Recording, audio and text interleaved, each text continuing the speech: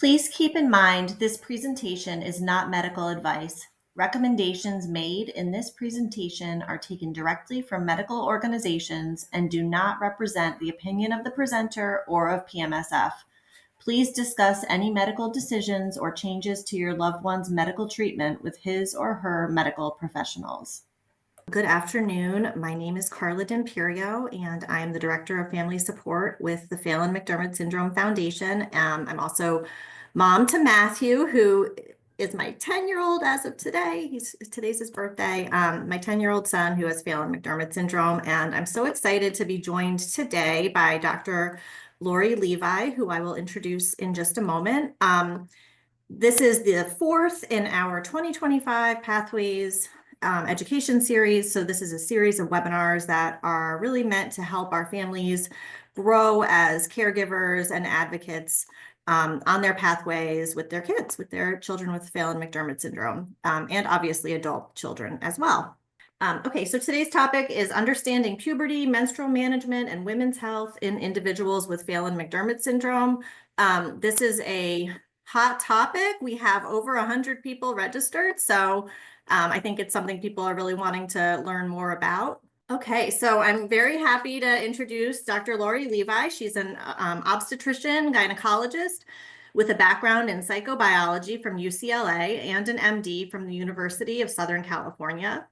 After having an OBGYN residency at David Grant USAF Medical Center and active duty service as a major in the Air Force, Dr. Lori transitioned to academia as an assistant professor at USC Keck School of Medicine. She then started a solo gynecology practice before serving as a medical director in the healthcare industry, blending clinical expertise with leadership in advancing patient care.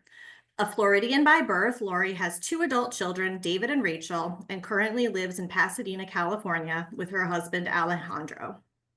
Her son, David, is an engineer and inventor who lives in Virginia, and her daughter, Rachel, was diagnosed with Phelan-McDermid syndrome in 2017 at age 21. And you can see Rachel in the lovely picture I have.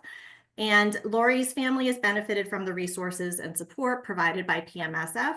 She joined the PMSF Board of Directors this year in January, and we're just thrilled to have Lori here with all of her expertise and experience to share about this important topic. So thank you so much, Lori. And before I turn it over to you, I just want to remind our guests today to just keep in mind that this presentation is not intended as medical advice. Lori is a doctor, but she is not your child or adult's doctor. So any recommendations made in this presentation are taken directly from medical organizations and do not represent the opinion of the presenter or of PMSF. Please discuss any medical decisions or changes to your loved one's medical treatment with his or her medical professionals that know him or her. And with that, I will turn it over to Lori. Thank you so much, Carla, and thank you, parents, caregivers, everyone here today. I'm thrilled to be able to talk to you all about this, and I know it is a huge topic for all of us. I've been in all of your shoes. Rachel is almost 30, as she'll tell you. She'll be 30 in 6 months, and every day I hear how she's almost 30. So we certainly have been through all of the stages up and beyond puberty. So even though with my extensive background in book learning, I went through all of this, stumbled through, and I'm happy to be able to share some experience and some evidence with you so you can make the best decisions for your loved one. Today, we're going to talk about what is puberty, what to expect before, during, after puberty, more kind of nuts and bolts, daily living hacks of how to handle menstrual health, hygiene to make life easier for you and your loved one. Just some preventative women's health care that is gynecologic care for all of us females, and then discover resources to learn more, to guide you and your loved one, and work with your healthcare provider beyond.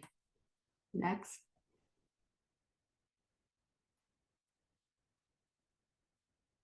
So what is puberty? Puberty is a lot. It's all of the physical, emotional, the hormonal changes that happen as a child, our baby, matures into an adult. In girls, the first sign that we'll notice is breast bud development. And that's some little tissue that grows right behind the nipples in girls. It starts typically between the ages of 8 and 13. That's kind of a herald that changes are coming. The timing of puberty it's influenced by a lot of factors, a combination of genetics, nutrition, environmental factors, stress, adverse childhood experiences. The average age of one important thing to say is that there's no evidence that Phelan-McDermid syndrome impacts the onset of puberty or the duration of the pubertal changes in our girls. So this is something that follows the rest of what our peers experience. The average age of the first period has declined significantly in Western cultures over the past decades. At the turn of the 20th century, so 1900, the average age for an American girl to get her period was 16 or 17. And now the average age for a girl in a Western civilization to get her period is 11.9. So 11, after 11 and a half to 12. So next slide, please.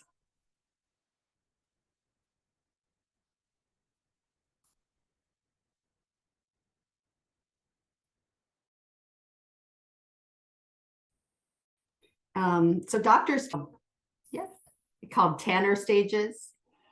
The evidence that you'll see most as a parent are the Tanner stages of breast development. So that's what I'll talk about here. Just something for you to keep an eye on and know what's going on with your girl.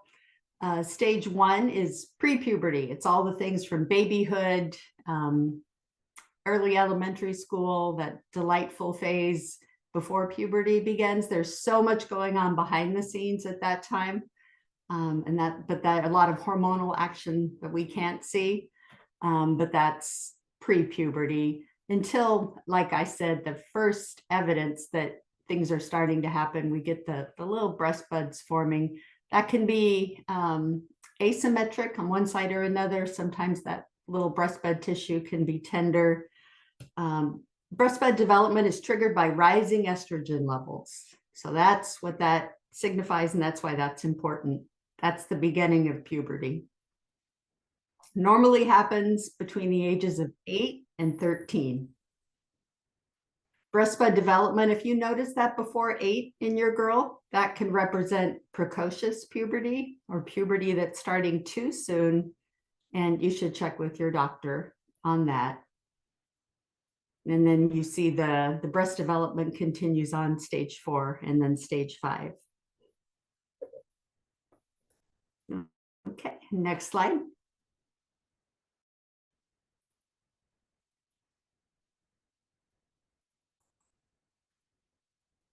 And so here's why this all ties together. It tells us when will that first period happen, which is what usually as parents we need to know or have an idea of. Knowing the stages can help us anticipate what's coming up, help us prepare accordingly. Typically, the first period starts about 2 years after those first breast buds appear. In the year before the first period, there's a height growth spurt that we've seen. It can just be amazing. There's a height growth spurt of 3 to 3.5 inches in a year. And that usually happens during the Tanner stages 2 to 3, breast buds, a little bit more breast growth. And then once the period starts, once our girls get their first period, most height growth is complete. She might get another 2 inches of height growth, maybe 3, but pretty much growth is complete once that period starts. So you can kind of set the clock from breast bud to first period about 2 years.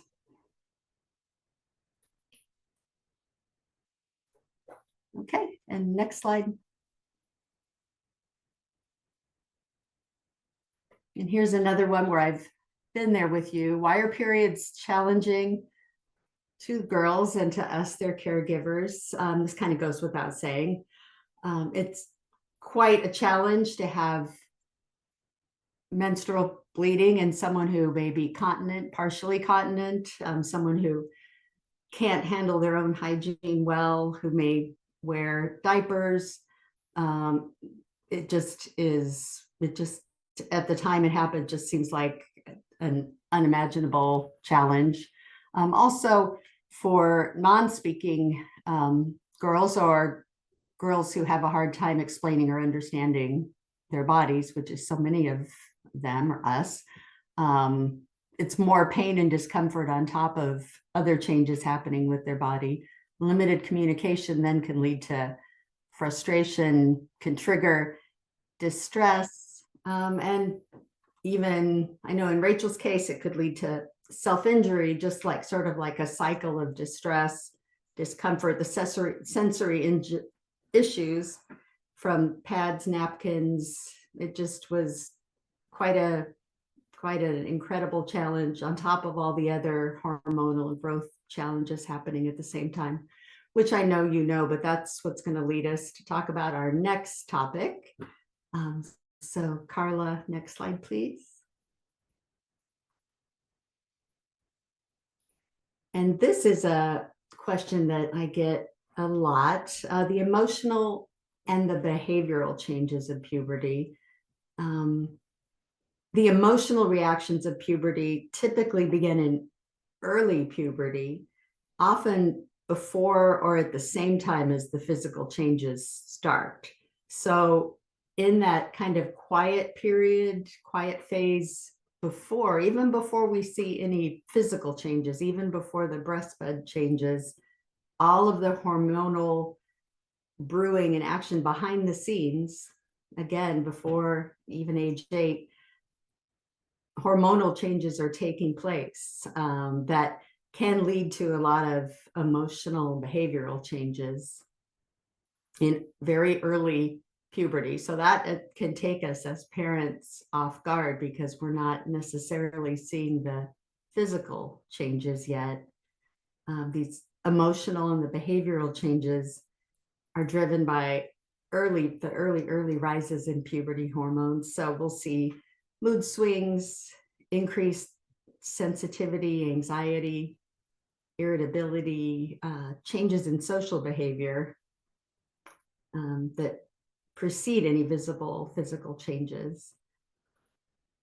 And this can, confuse us as parents, certainly confuse the girl who basically is waking up every day in a different body and may or may not, probably won't have the words to explain what's happening. And this certainly with Phelan-McDermid syndrome, which can have its own behavioral challenges, to have the hormonal behavioral changes of puberty overlaid at this time of life just makes for a real, very challenging time for everyone.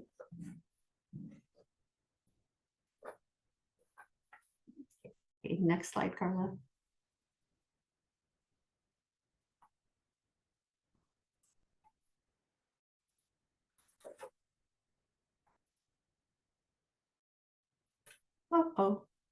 Let's see, there we go.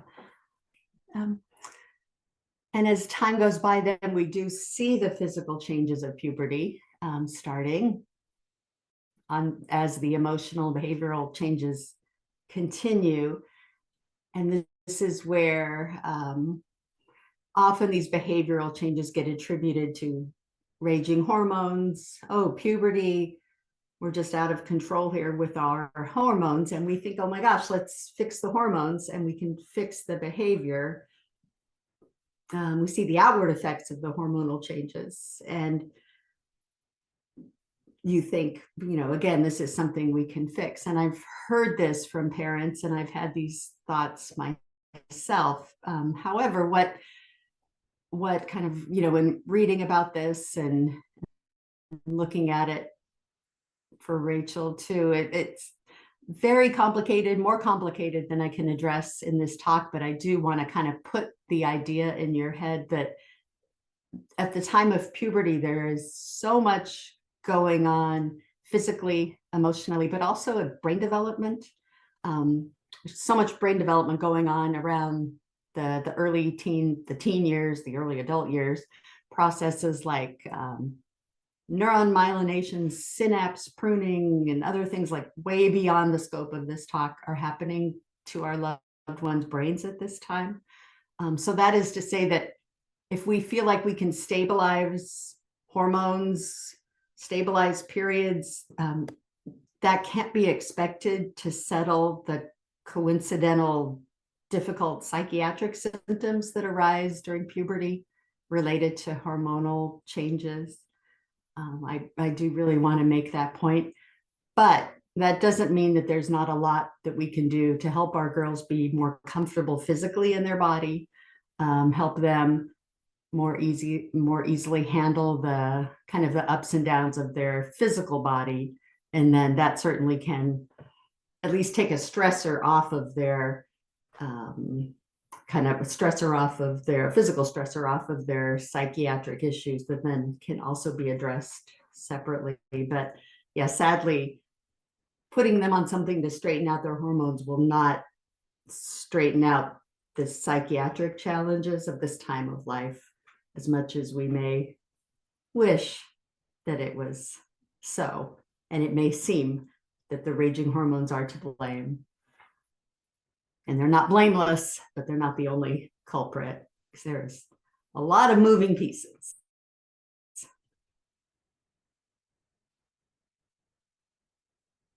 Okay, and so now here's what we can do. We're going to talk about menstrual suppression to try to help our girls and our caregivers. And this is a topic near and dear to my heart. Essentially, it's using hormonal medicines to decrease the frequency and the heaviness of period bleeding. The goal should not be to stop bleeding entirely, or that shouldn't be the goal in your mind. Like, we'll put her on this medication and she won't have periods ever again. Unfortunately, Mother Nature can't always be whipped into shape that well, but we can definitely decrease the frequency, lighten the flow. Maybe we'll get some spotting, but we can make things so much more manageable because we keep the lining of the uterus thin safely, and just to make the whole process so much more pleasant. And informal use, the birth control pill was invented or brought on the market in 1960. And it was in the 70s, informal use of birth control pills to suppress periods. Again, that started in the 1970s and continued kind of behind the scenes, off label. It was a very well-known use of the birth control pill. At that time, the pill itself was the only format available. Formal approval, widespread use of hormonal medications for this purpose took hold in the early 2000s. So periods aren't medically necessary while you're on hormonal medication. The steady low levels of female hormones prevent ovulation.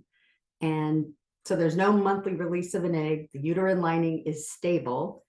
And optimal suppression of this means a reduction in the amount and the total days of menstrual flow. And also it's safe. They've actually found that menstrual suppression kind of mimics the benefits of pregnancy, and that there's a lower risk of uterine cancer and of ovarian cancer in women who use menstrual suppression. Next slide, please. And I'm using the phrase hormonal therapies.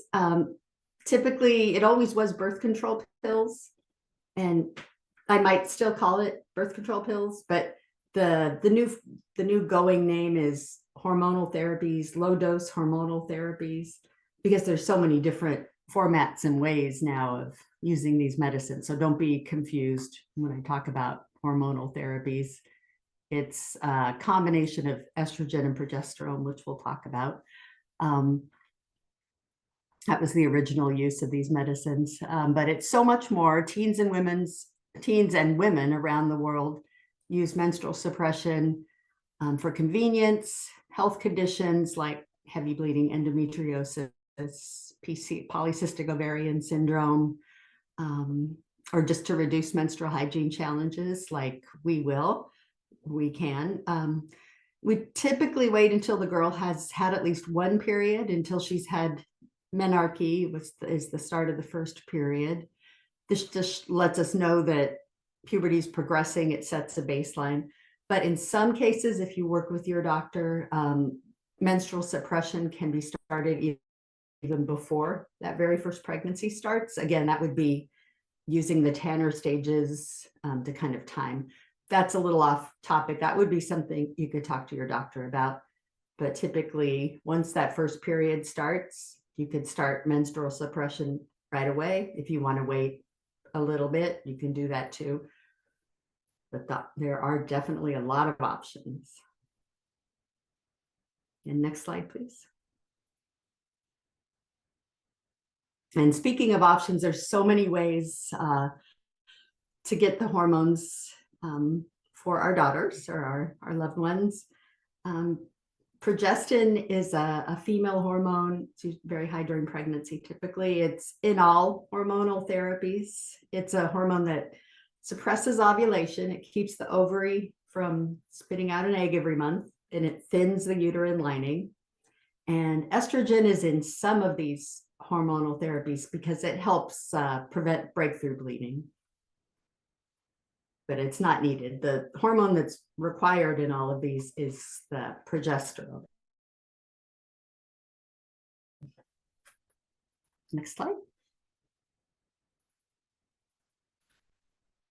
So you can decide what you can, by knowing about the different ways of providing these therapies, you can figure out which would work best for your loved one. Sometimes taking a pill every day, it can be a deal breaker for a teenager, but our girls are often on medication every day, and another daily pill would not be a big deal. Some of these are provided in a more extended format, a set it and forget it, and that works well for other girls and women. Next slide, please.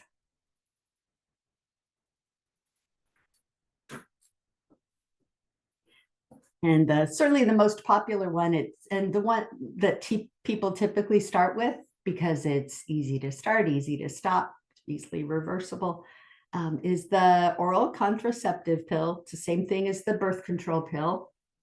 And it's the standard, it's a birth control pill that contains progestin, which is that progesterone hormone, suppresses ovulation. You don't make an egg every month.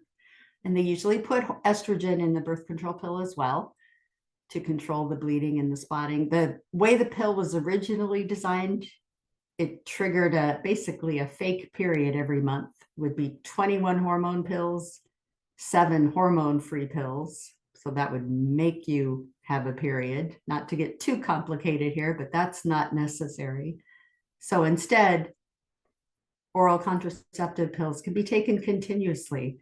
3 months, 1 year, beyond. They're packed now in such a way to make it easy for the girl or the woman taking the pill. And again, it's safe because the uterine lining does not build up.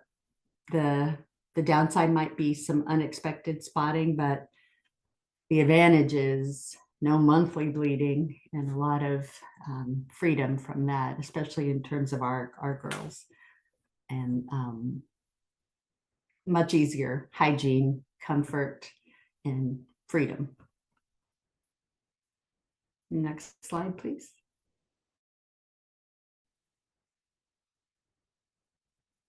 Okay, and I do want to get this point home to you too.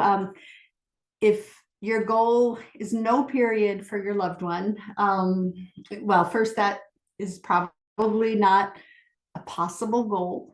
Well, no bleeding. If the goal is no monthly period, that can be achieved. So you may not have a period every month. You may have some spotting here and there. It's kind of a trade-off. If you want to have no monthly period, it may be best to start with that traditional monthly use of the pill. Have a period on the pill pack for 3 to 6 months to let the lining thin out. And I realize this may be getting a little esoteric, but possibly when these slides are released, it's something to refer to and ask your doctor about. These are kind of like some advanced user tips here.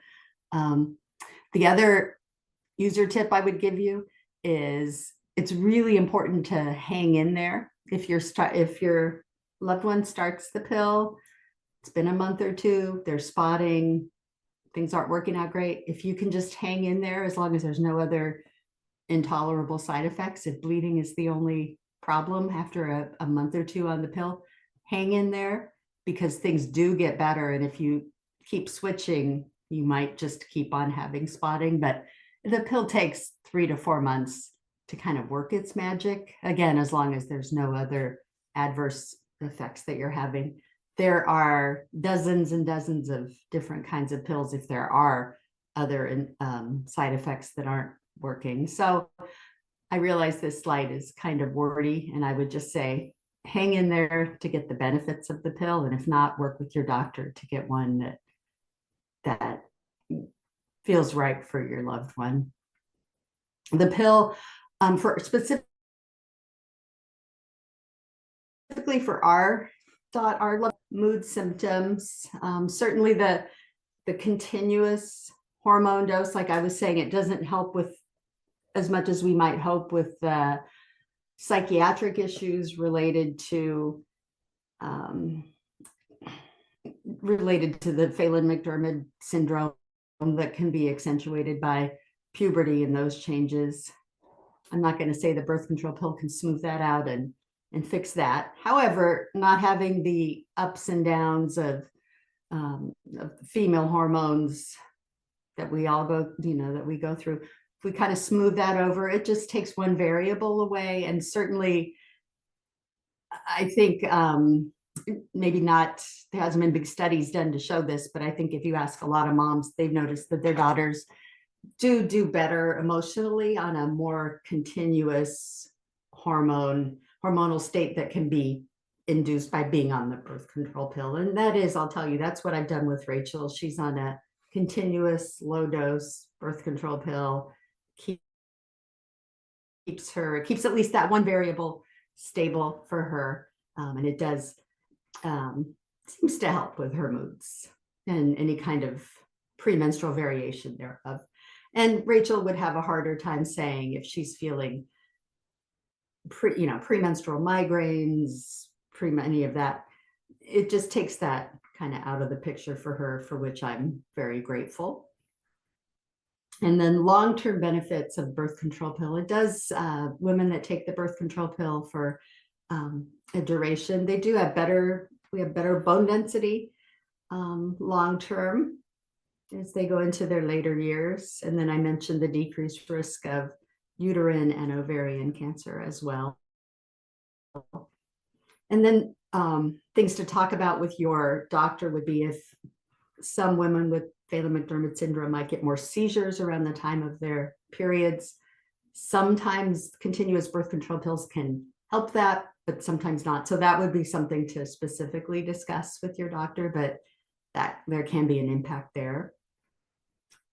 Reasons that are a woman shouldn't take a birth control pill. A biggie is if there's any risk, either a history of blood clots or any family risk of blood clots, any blood factors, any known blood factors that make a woman at a higher risk of getting blood clots. And also some of our loved ones are on medications that can interact with the estrogen in the birth control pill. And that can get kind of complicated. And that would be something that some of the psychiatric medication, the Caesar medication. So this would be something to discuss with your doctor. Next slide, please.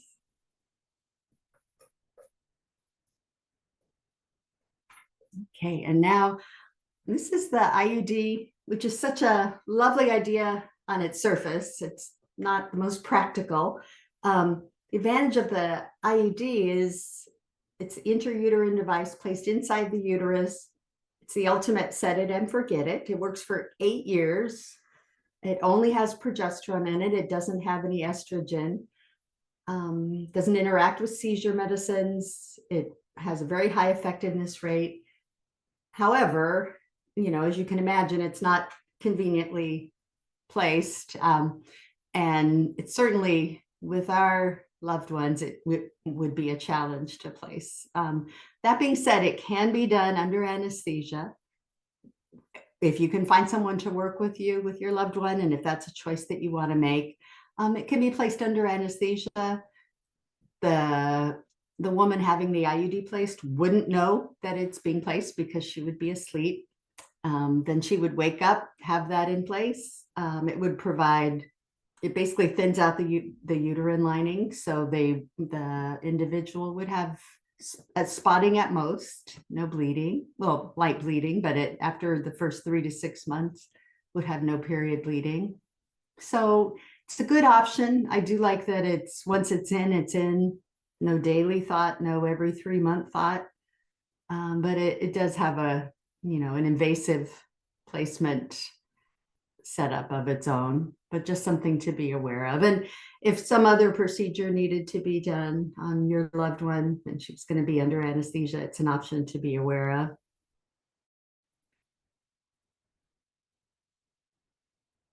Next slide. And this is another popular form. It's a shot, Depo-Provera. It's a shot that's administered every 11 to 13, that's every 3 months. And there's a version of it that can be given sub-Q, which is just a little shot that you can give actually yourself, or you could give it to your loved one, and that would even save you a trip to the clinic.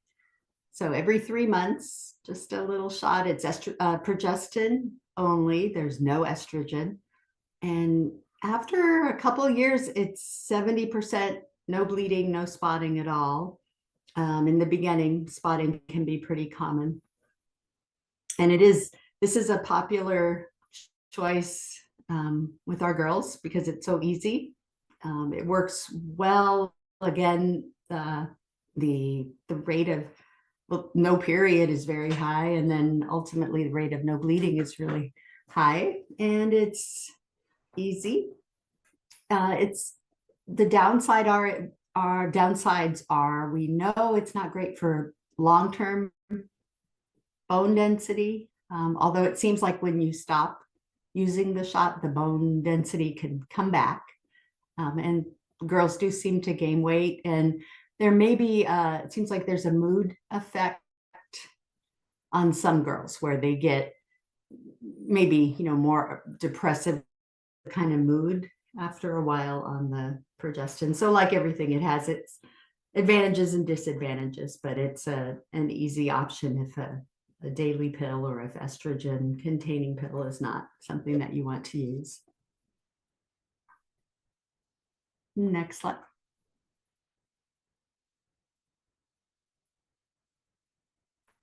And here's these are just to be thorough. I want to mention these aren't very popular with our gang for various reasons. There's an error on here. It's the vaginal ring is actually inserted, or I'm sorry, the vaginal ring is inserted in the vagina monthly and then taken out to have a period. So that's not super practical. I haven't found for our population.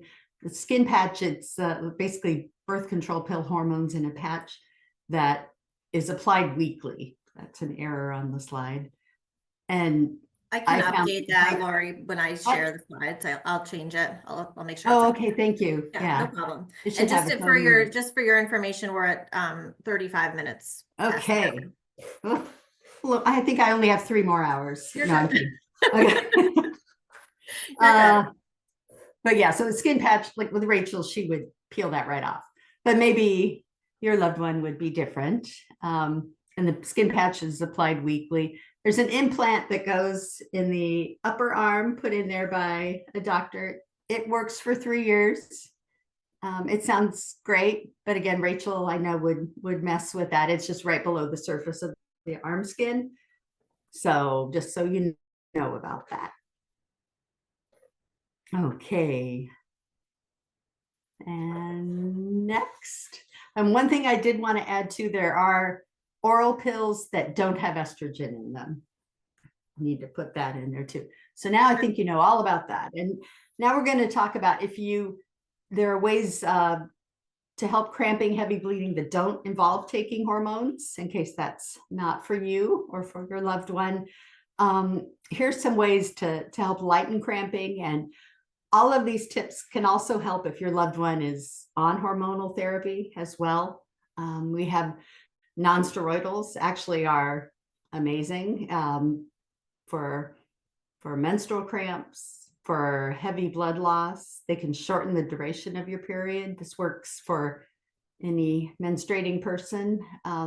If you start taking non-steroidals at the start of your period or just right before your period, it can lessen your menstrual blood loss 30 to 40%. And that's things like Motrin, Aleve, ibuprofen, naproxen. And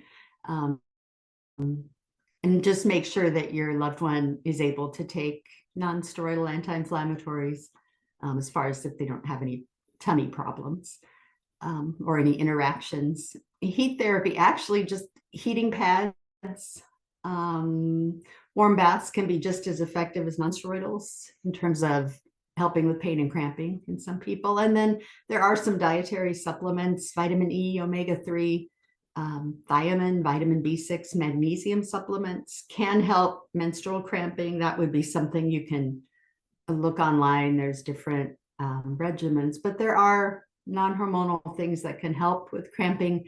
I would recommend that usually in conjunction with medical management, but just, things are worth a try, and make sure your doctor knows if you're trying supplements as well. Okay, next slide. And so that was for cramping, and here's non-hormonal help for heavy bleeding. Again, the non-steroidals are our best friends.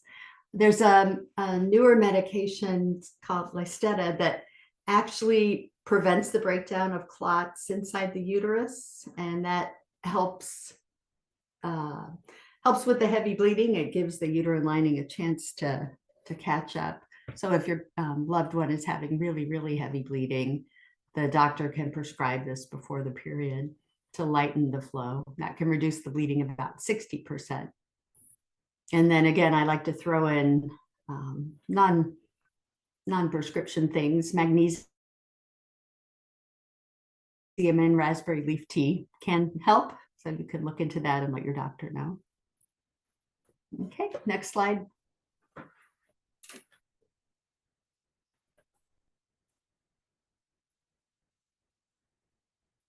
Okay, Carla, next slide, please. There might be a lag on your end. I have the who can help Oh, slide you up. did. Lag, I think. Thank you. Yep, I've got who can help. Oh, no, let's go back to who can help. Yep, that's where we are. Okay, so now that we know all about the things that can help our loved ones, who should you talk to? A big part of being a pediatrician, family medicine doctor, all this is taking care of kids, is anticipatory guidance, preparing for puberty. So helping manage those first periods, it's really standard pediatric practice. It's important to start a dialogue with your loved one's doctor well before puberty about what to expect in the coming years. This is really what they do. Doctors who care for teens they're comfortable with menstrual management, with especially with birth control pill or the shot. If you needed or were interested in other medications or treatments, you might need to seek consultation from other kinds of doctors. If they're concerned for medication interactions, interested in other methods, other questions, you might need to, like I said, get input from others. But typically gynecologists don't see 10-year-olds, so that wouldn't be something. If everything is going according to plan, if there's no concern for precocious puberty or other issues, start with your pediatrician. It's something that they do and are very comfortable with. Okay, next. It's up. I'm not sure if it's lagging on your end, but it's been up for, are you able to see the We're slide? good. Okay. Strategies. We're good. Yeah.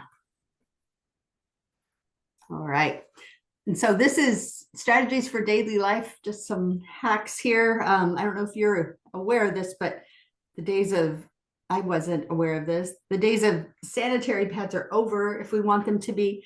There are waterproof period underwear now, which I didn't know about. They come in forms of regular underwear, boxers, one-piece swimwear that's absorbent. That they seem to be accepted. They're very functional. I've heard from my friends that they use them with their girls, and it seems to really be a game changer. I'm giving just one brand there, but there's all kinds of different brands. And especially the one-piece swimwear sounds like a game changer as far as, Rachel would always be very interested in manually making a mess. And let's see. So it helps with the mess. You can put a maxi pad inside at night. There's all kinds of things. So if you're not aware of that, if you're concerned about that, if it's coming up for your child, it would be worth kind of looking around on the internet and seeing what is available. Another thing is it can be helpful to have a hygiene kit packed and ready to go in the school backpack, and as with the caregivers aware as the first period approaches. Hopefully school staff can be kept up to date with the girl's progress, kind of where she is in the development of things. So if her period starts at school, it can be taken in stride. And I'm going to be talking more about social stories, visual cues. You can start early to prepare your girl for getting her period and what to expect, and hygiene, and that can be a big part of it too. And by kind of knowing when to expect her period, you hopefully can kind of tailor that to what she needs to know and when. And that's a question I have in the chat right now in the Q&A is how can we mentally prepare our daughter for this? There's resources I'm going to be happy to share about that, because that's a big one. Okay, next slide, please. And now I'm going to switch now to talking about preventative health care. It's a big part of gynecologic care. And just like all medical care, it's based on shared decision making. So I just want to briefly touch on what that is. That's doctors and families working together to make medical choices. Basically, doctors bring their knowledge and experience. You as families bring goals, values, what we know about our individual, our loved one. Everyone talks openly about the options, the risks, the benefits. So we have our knowledge, our heart, and we come up with the best decision for this person right now. And I'll add the individual also contributes to this. So it's not the doctor tells you what to do, and it's ideally not you decide on your own. You need a doctor who can, a medical caregiver who can help you, help guide you and let you know what your choices are. It's a partnership.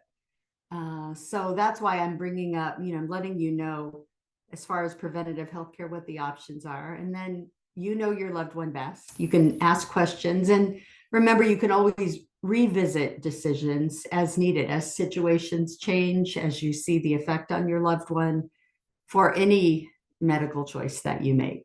And you can revisit, change, and evolve. And because really, we all just want to do the best thing for our loved one.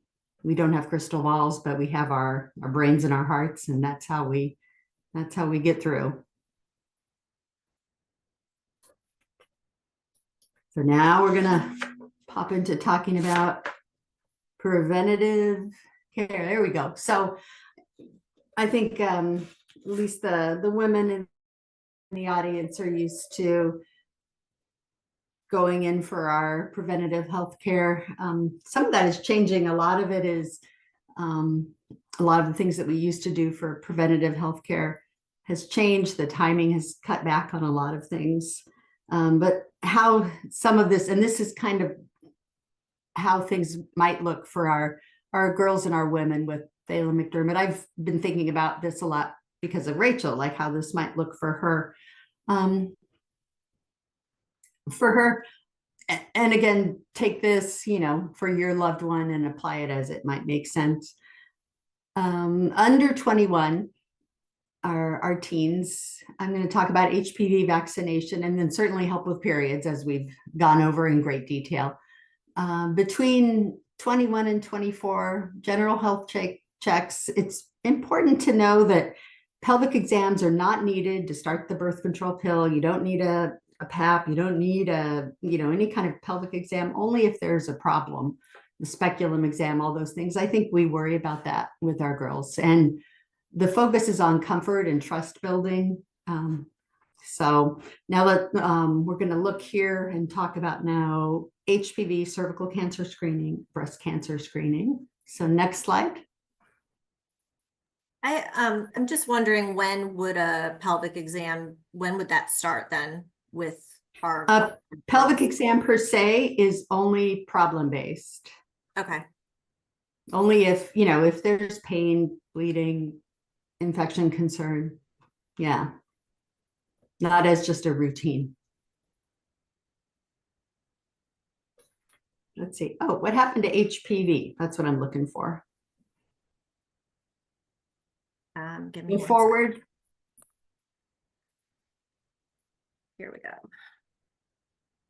In the meantime, while I'm getting there, I have a question in the chat. Is the pill safe if your daughter has lymphedema? That would be, I would ask your doctor about that, because that might be a concern. So yeah, that would be a good question for your doctor. Okay, great. Although again, that would possibly go more towards the estrogen in the pill. So you might look towards a non-estrogen containing pill. Okay. There we are. Okay, HPV. So HPV is a cause and contributor to cervical cancer. And I feel very strongly that it's a valuable vaccine. And Gardasil 9 is the HPV vaccine that we have in the United States. It's typically given between 9 and 12 years old. It's okay up to 26 as a catch-up, and I think even maybe up to 45, I'm not sure. Prevents more than 90% of HPV-related cancers of all kinds. I feel that it's especially important for our vulnerable girls, and it's safe. I would encourage you, if you have any questions, to discuss with your doctor. And that's something that would be done in, again, in the earlier years and with your pediatrician. Okay. And now, Carla, do you have, what's the next slide? Oh, you know what? Oh, let's see. Yeah. What's the next slide, please? The cervical cancer screening. So if we choose cervical cancer screening for our girls, it's good to know that cervical cancer screening with an annual pap test, that's not been the recommended strategy for many years. The most recent American Cancer Society cervical cancer screening guidelines call for a swab test for high-risk HPV starting at age 25 and repeated every 5 years. So a swab test doesn't even involve a speculum necessarily. So this is a big change from when I was younger, and it makes it possible, I think, a lot more comfortable and less traumatic for our girls if we choose cervical cancer screening for them. It's something that I know the Kaiser system does. Some Kaiser systems do cervical cancer screening in this way, but it's not yet widely available, but it is something that is being rolled out more and more. So you could ask your child's doctor, it would be a woman, it's over age 25. You could ask your daughter's doctor, your loved one's doctor about this if it's available to her. But it's a kind of a sign of where things are going. for screening in general, and I think it's a good thing. And the next slide.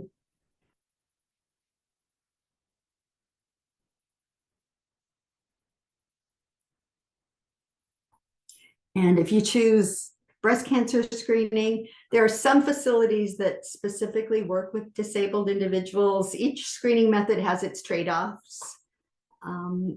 And this is a time where the use of social stories, coaching, preparation can really make a difference. There are some academic centers around the United States that specifically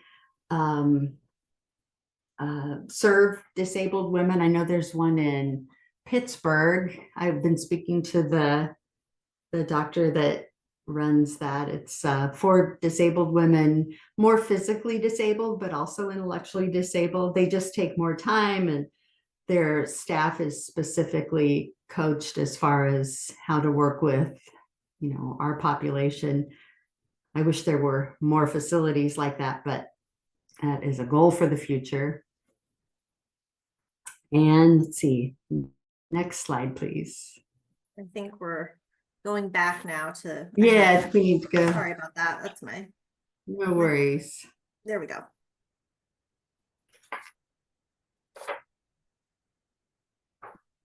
Okay, so this is really hard. There's a lot of words on this slide. It's a really hard topic, but something that needs to be discussed. Supporting safety. This is like, why are we talking about HPV and why, unfortunately, we do know that girls and women, our loved ones with developmental disabilities are at an increased risk of sexual abuse. There was a recent study that found double the risk of sexual abuse. First of all, it's terrible that the baseline risk is almost 17%, but our loved ones, their risk is 30% risk of sexual abuse. And in women with multiple disabilities, including non-speaking, it can be 42% risk of being sexually abused. So, we do what we can. We build open relationships where the individual feels safe, teach body autonomy, the right to say no in ways they can understand. One kind of evidence-based approach is, for those who can speak, we use specific names for body parts. And it's not like, to be a hippie, but actually to say, we call it the vagina, so that when a girl reports or a woman reports he touched my vagina, if you're reporting that sounds a lot more serious than he touched my cookie. It's going to get more attention in terms of hopefully staff or caregivers paying attention to the fact that something bad happened. So it really is important to, if you're comfortable with teaching your daughters, your loved ones, to use the correct name for body parts. Just, for unfortunately in the future, if they need to report that something happened. There are a lot of, I'll get to it, I keep talking about social stories. There are visual tools, social stories to explain safe versus unsafe touch.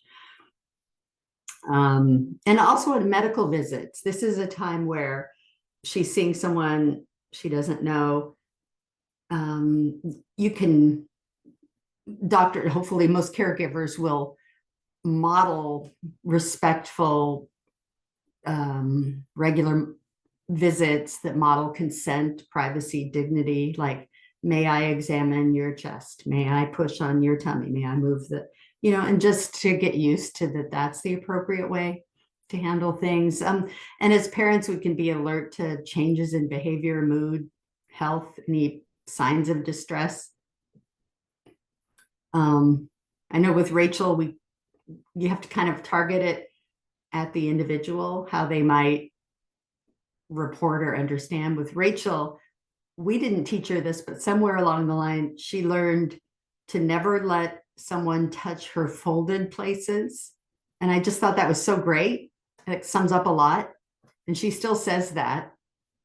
So I thought I would add that in for you. but it's just so hard because we have these sweet girls, they're people pleasing. The power dynamics are such that, they're just very vulnerable. But this is why when we talk about things like HPV, and there are the menstrual benefits of all of these contraceptive issues, but there are the contraceptive benefits as well of things that we talked about. So I just wanted to bring that up so we can feel comfortable talking about it. It's a very difficult subject. Okay, next slide, Carla. Yep, I think I got us back to the right place. And we've got about 5 minutes left. Okay, good. Keep going. I'm going to send these out. Oh yeah, next one, please. You'll get these links when I send out the follow-up email.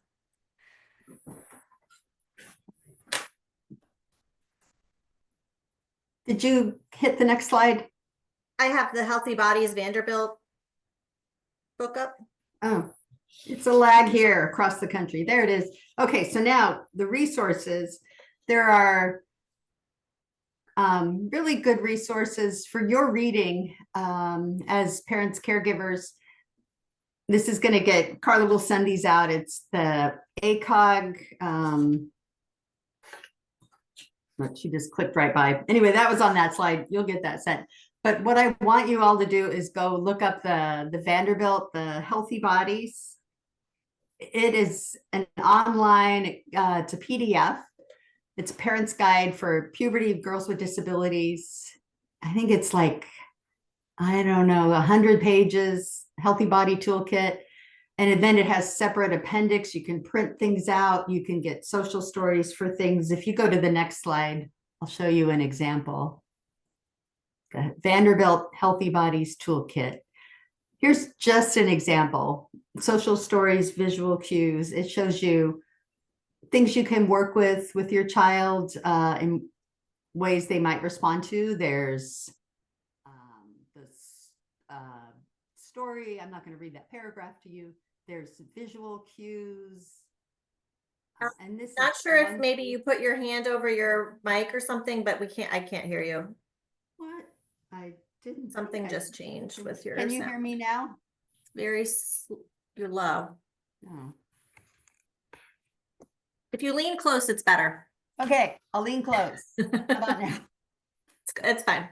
Okay. Well, I'm just so enthusiastic about this resource. It's amazing. This is just an example out of about 100 pages. And I think all the parents in this group are hopefully really going to love this resource. So just to show you, and then the next page, things like this, how to throw away a pad. You can make copies of this. It's great. So everyone go look at this. The Vanderbilt Healthy Bodies Toolkit. They also have one for puberty for males. And okay, I think that may very well be the end of, here we go. So yeah, the take home message, basically puberty is part of the package. You have gotten through everything to this point. You will get through puberty with your loved one and beyond, because Rachel is 30. We got through it. The best is yet to come. And your loved one's best. You start early, seek support. There's a lot of support available to you, including Phelan-McDermid Syndrome Foundation. We're here. You're not alone. Thank you so much, Lori. So much great information. And I think those social stories are an awesome resource to get that question about how to emotionally prepare our loved ones.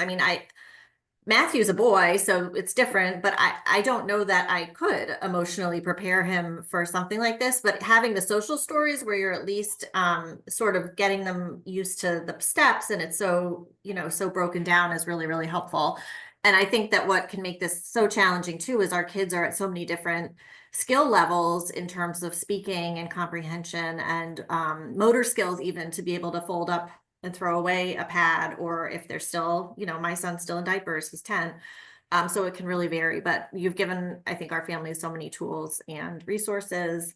The safety is such a hard issue. Our kids are vulnerable. And I think, you know, even with my neurotypical daughter, you want to stay with them in their appointments and, you know, ask questions, and it's good to have that healthy skepticism and also build trust. So, you know, I think we've gone through this in a lot of our other pathways presentations, but one of the big things for parents is to trust your gut. If something feels off, you know, trust that and follow that instinct and stay curious about learning more.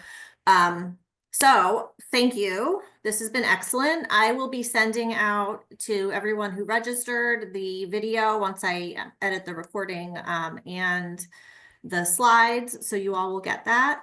I just really, Lori, thank you for taking the time to be with all of us today and to prepare the presentation and share your knowledge with our families. It's been great. Thank you. Thank you so much. My pleasure. And yeah, and for next month, we'll be doing, I'll be presenting, and it will be handling denials from insurance and Medicaid. So that'll be our topic for May. So hopefully you all will join us then. I'll be sending the registration information out for that too. So thanks so much. I hope everyone has a great Tuesday.